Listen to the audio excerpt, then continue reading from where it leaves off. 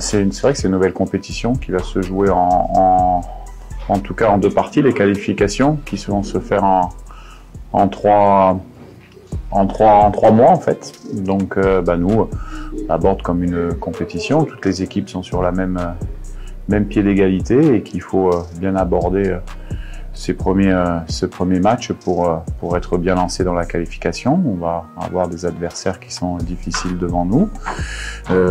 Comme d'habitude, on va être le plus sérieux possible pour essayer de démarrer cette campagne de qualification par une victoire.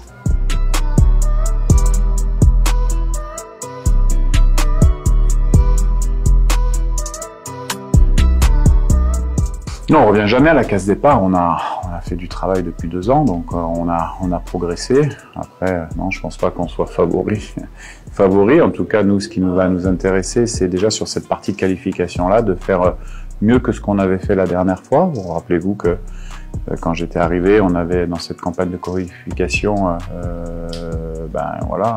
on était dernier.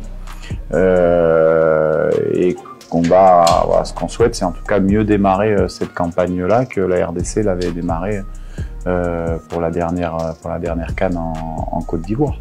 Voilà, donc, mais c'est un long chemin avec des étapes. Il y a une première étape, c'est la qualification.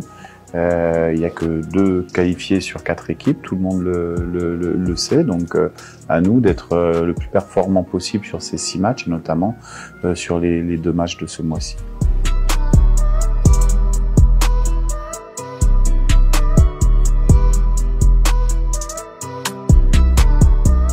Le poste de gardien de but est au même titre que c'est des joueurs, c'est-à-dire que ça dépend de la forme, peut-être de la forme des joueurs, aussi de ce que le joueur a apporté également à la sélection. Donc c'est une réflexion qui est globale. Dans ce poste-là, on a la chance d'avoir trois bons gardiens. Je pense on est monté en value sur ces postes par rapport à l'année dernière ou il y a 2 ans. On prépare également un 4e gardien qui est Zoas Kabamba, qui n'est pas dans ce regroupement, mais qui a déjà un peu d'expérience avec l'équipe nationale.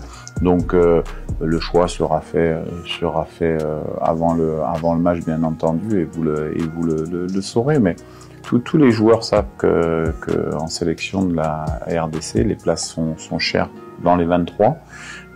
Et puis également sur le 11, mais on a la chance d'avoir des joueurs qui sont extrêmement professionnels et motivés, et leur principe à eux, c'est d'apporter ce qu'ils doivent apporter pour la sélection, qui joue pas, qui soit remplaçant, c'est un état d'esprit. Donc il y aura un gardien qui sera aligné contre la Guinée, qui sera peut-être pas le même que contre l'Éthiopie, qui sera peut-être pas le même après contre la Tanzanie.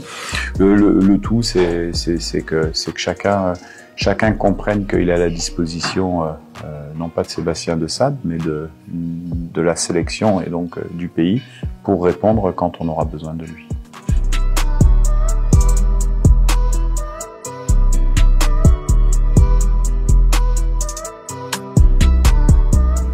Nous, on accompagne simplement les joueurs. C'est eux qui font la majeure partie des choses. C'est eux qui travaillent tous les jours, qui sont à l'écoute de leur coach en club, en sélection nationale. Nous, on accompagne les joueurs simplement sur un petit parcours de leur carrière. Le mérite de Yohan revient d'abord à Yohan. Et puis, oui, Yohan, il s'est installé comme quelqu'un d'important sur le terrain. Il a des stats qui sont assez intéressantes, qui commencent à être intéressantes en sélection et également en club, puisqu'il fait un bon début de saison. Mais pour moi, c'est pas une surprise. C'est quelqu'un qui aime venir en sélection, qui travaille, qui est un exemple pour les autres joueurs et puis qui est toujours positif. Yohan, c'est quelqu'un qui est très agréable à manager.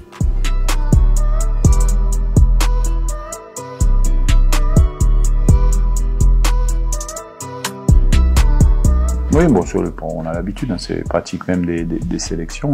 On récupère des joueurs on aura 3-4 séances, on essaye de bonifier. On a la chance qu'on est dans une forme de continuité aussi en termes d'effectifs, même s'il y a quelques nouveaux joueurs, il y a 2 nouveaux joueurs qui vont faire leur première sélection avec nous, mais le gros du noyau est là, donc on est dans une forme on va dire de continuité tactique au niveau des principes de jeu, au niveau de ce qu'on leur demande. Ils savent et c'est beaucoup plus simple comme ça.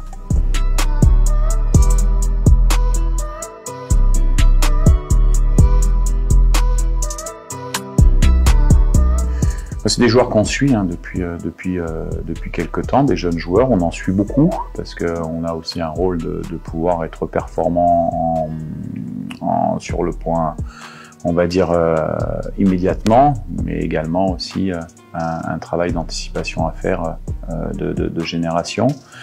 C'est des joueurs qu'on suit, qu'on est allé voir, qu'on a rencontrés pour valider aussi l'état d'esprit, parce que ce qui est important pour venir en sélection, d'abord des joueurs fantastiques, il y en a beaucoup. En RDC, il y en a beaucoup. Et ce qui va nous importer, nous, c'est d'abord comprendre l'état d'esprit qu'il faut pour venir en sélection, comment il faut se mettre à disposition de l'équipe, de la nation, pour relever des challenges qui sont difficiles. Ces joueurs-là, on commence à montrer des bonnes choses, on a envie de les voir également nous dans nos séances d'entraînement, peut-être avec un peu de temps de jeu pour pouvoir les évaluer un peu plus en profondeur, mais je pense que c'est des joueurs qui peuvent apporter assez rapidement ou à court terme en tout cas une plus-value et un point positif pour l'équipe, c'est pour ça qu'ils sont là.